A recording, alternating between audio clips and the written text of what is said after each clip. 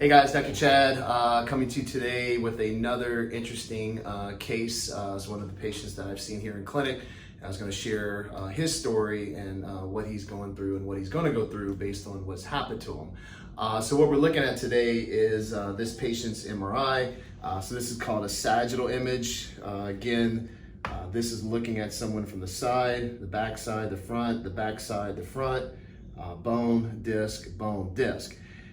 The reason I thought this was an interesting case is you can clearly see looking at this MRI, this poor patient has a multitude of pathology in his spine. You can see the bones look eaten, kind of just brittle. You can see the discs are gone in multiple levels, and you can see that this tightness or stenosis in his spine because of all that pathology.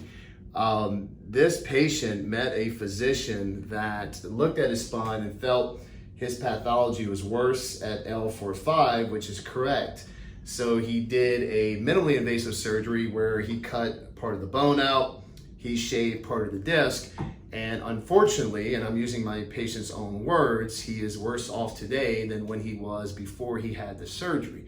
We're actively getting a new MRI to see what exactly was done, but after surgery, he developed a huge collection of fluid on his back, and it was a very complicated post-operative state because of the issues.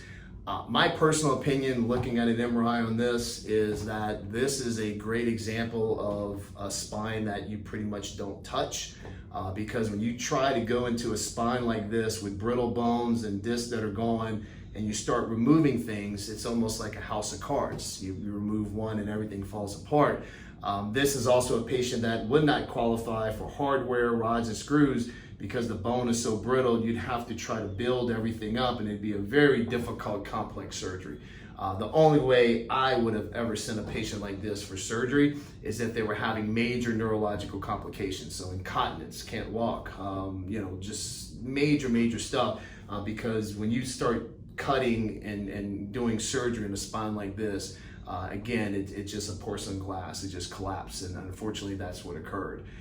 From a pain standpoint, this would be a patient I would talk to about medical marijuana, opioid medication, as long as it's within the guidelines set forth for us.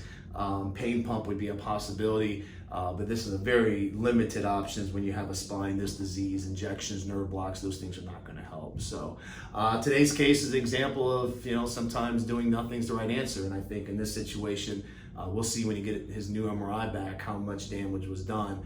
But unfortunately, I don't think there's going to be another surgery that's going to help them. And again, if I would have met him before, I probably would advise him not to get that surgery that he got. So anyway, I hope this was helpful. If you know anybody has a back like this or having symptoms, please come see me in my office and we can certainly discuss it.